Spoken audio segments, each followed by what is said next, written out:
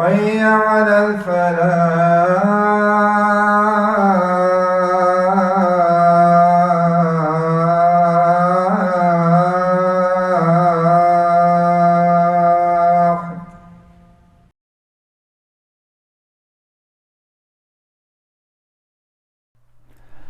بسم اللہ الرحمن الرحیم، السلام علیکم۔ میرا نام نعمان ہے۔ میں امریکہ میں رہتا ہوں، پاکستان سے میں نے یہاں مائیگریٹ کیا تھا۔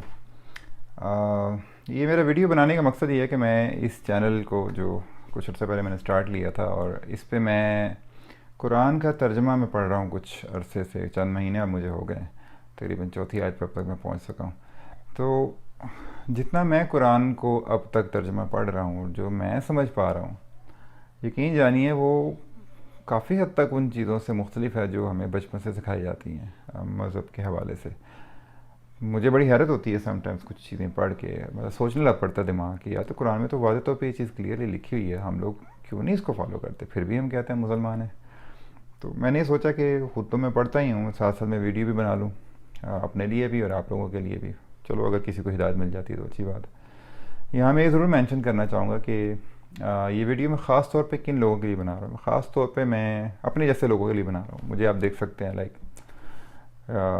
میں جیسے کلین شیو ہوں، کوئی بہت کوئی مذہبی یا بہت زیادہ کوئی ایسا نہیں میرا حلیہ کہ جس کو دیکھ کے لگے کہ، تو میں یہ اپنے جیسے لوگوں کے لیے بنا رہا ہوں۔ اگر آپ میرے جیسے کوئی صاحب ہیں، یا اگر آپ کو ایسی لڑکی ہیں یا خاتون ہیں جو جاب کرتی ہیں، جو یا یہ کہ ماڈرن ہے، چلیں یوں کر لیتے ہیں، ہمارے لیے ماڈرن کا لفظ استعمال کیا تھا، تو اگر آپ ایک ماڈرن فیملی سے بلانگ کرتے ہیں تو یہ بیسیکلی ویڈیوز آپ کے لیے بنا رہا ہوں میں، کہ ہم ایک سادہ سی آسان لینگویج میں جہاں پاسبل ہو انگلش کو بھی ساتھ ایڈ کر کے قرآن کو سمپلی پڑھتے ہیں، سمجھنے کی کوشش کرتے ہیں۔ اچھا، اس میں اکثر لوگ یہ کویشچن کر سکتے ہیں کہ جی آپ مفتی عالم تو ہے نہیں، تو آپ قرآن کو کیسے ایکسپلین کر سکتے ہیں یا پڑھ سکتے ہیں، کیونکہ اس کے لیے کسی کی رہنمائی بڑی ضروری ہے۔ تو اس کا سادہ سا جواب یہ کہ میں نے بازار میں سے یہ آسان ترجمہ قرآن میں نے ڈھونڈا ہے، یہ مفتی تقی عثمانی صاحب کا ہے۔ آپ کسی کا بھی لے سکتے ہیں جو کوئی عالم ہو، اگر آپ کسی خاص فرقہ کو فالو کرتے ہیں تو آپ لے سکتے ہیں۔ میں تو کسی خاص فرقہ کو فالو نہیں کرتا، میں تو صرف اسلام کو فالو کرنے کی کوشش کرتا ہوں۔ تو میں نے یہ ایک مفتی صاحب تقی عثمانی صاحب کا مجھے ملا، میں نے یہ اٹھا لیا۔ آپ کسی اور کا لے سکتے ہیں، یقیناً قرآن تو سیم ہی ہوگا سب کا آف کورس۔ تو اس ترجمے کو پڑھ کے دیکھتے ہیں تو ظاہر ہے کوئی یہ نہیں کہہ سکتا کہ ترجمہ میں نے خود کیا ہوا ہے، ہمیشہ سیکنڈ اوپینین لے لینا بہتر ہوتا۔ تو یہ میرے پاس دا کلیئر قرآن کے نام سے یہ انگلش قرآن کا ورژن، تو ساتھ ساتھ میں اس کو بھی جو ہے وہ کنسلٹ کر رہا ہوں، کہیں ضرورت پڑے گی تو تھرڈ قرآن بھی اٹھا لیں گے۔ ترجمہ ہیں بیسیکلی، اوریجنل عربک تو نہیں ہے، ظاہر عربک ہمیں آتی بھی نہیں۔ تو ہم لوگوں کو جن کو عربی نہیں آتی ہے، ہم اسلام کو کیسے سمجھیں؟ بیسٹ یہ ہے کہ ہم ظاہر قرآن کو اور ظاہر اس کے بعد حدیث کو بھی پڑھنے کی کوشش کریں۔ اور حدیث کے لیے میرا کانسیپٹ بالکل کلیئر ہے کہ حضور پاک صلی اللہ علیہ وسلم کی جو حدیث ہیں بیسیکلی وہ کیا ہیں۔ حضور پاک صلی اللہ علیہ وسلم نے بیسیکلی قرآن کے اوپر عمل کیا، اپنی زندگی انہوں نے قرآن کے مطابق گزاری۔ ان کے اس دنیا سے چلے جانے کے بعد کچھ اصحاب نے، جیسا امام بخاری اور امام ترمذی اور ادر جو امام ہیں، انہوں نے محنت کی، حضور پاک صلی اللہ علیہ وسلم کی وصال کے 100-150 سال بعد انہوں نے کوشش کی کہ آپ سے متعلق جتنی بھی باتیں معلوم ہو سکتے ہیں ان کو اکٹھا کر لیا جائے۔ اس کے انہوں نے ایفرٹ کی، دور دراز کا سفر کیا، ویریفائی کیا کہ حضور پاک صلی اللہ علیہ وسلم نے یہ بات کہی یا نہیں کی، پھر انہوں نے اس کو حدیث کی کتابوں کی صورت میں جو ہے وہ لکھ کے ہمارے لیے چھوڑ دیا۔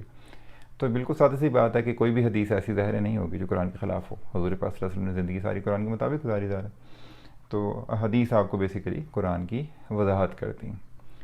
تو بے شک آپ حدیث کو بھی پڑھیں، ان سے بھی رہنمائی لیں، لیکن ظاہر اسٹارٹ تو آپ قرآن سے ہی کریں گے، کیونکہ قرآن ہی وہ چیز ہے جو حضور پاک صلی اللہ علیہ وسلم بھی یہ میسج کی صورت میں ہمارے پاس چھوڑ کے گئے تھے۔ تو سب سے پہلے یہاں سے سٹارٹ لیتے ہیں، اس کو پڑھ کے دیکھتے ہیں سادہ آسان زبان میں، میرے آپ کے جیسے ماڈرن کہلائے جانے والے جو لوگ ہیں، ہم پڑھ کے دیکھتے ہیں کہ آخر اس میں ایسا کیا ہے، آخر کیا میسج ہو جو اللہ تعالیٰ نے ہمارے لیے بھیجا ہے۔ کیونکہ میں جب علماء کرام کو دیکھتا ہوں جو مختلف مکاتب فکر سے تعلق رکھنے والے علماء ہیں، جب ان کی باتیں میں سنتا ہوں تو سب سے پہلے تو ان میں آپس میں ڈفرینسز بہت نکل آتے ہیں۔ تو یہی سمجھ میں بات نہیں آتی کہ اتنے ڈفرینسز کیوں ہیں آپس میں، مطلب کم از کم بیسکس کے اوپر تو آپ کے ڈفرینسز نہیں ہونے چاہیے۔ تو اگر بیسکس میں ڈفرینسز ہوتے ہیں، اس کا رزلٹ کیا ہوتا ہے؟ آپ لوگ اپنے آپ کو شیعہ، سنی، وہابی، بریلوی، دیوبندی، اہل حدیث، اور مجھے اور تو ابھی نام بھی نہیں یاد آ رہے، آپ اس طریقے سے کیوں بٹے ہوئے ہیں؟ مطلب سوچنے کی بات ہے، ایٹ لیسٹ آپ کا بیس تو سیم ہونا چاہیے۔ اگر آپ کی چھوٹی موٹی چیزوں میں اختلاف ہو سکتا ہے، ہاتھ باندھنا ہے نہیں باندھنا، کہاں باندھنا اوپر نیچے، ٹھیک ہے، اس میں اختلاف آپ کو ہو سکتا ہے.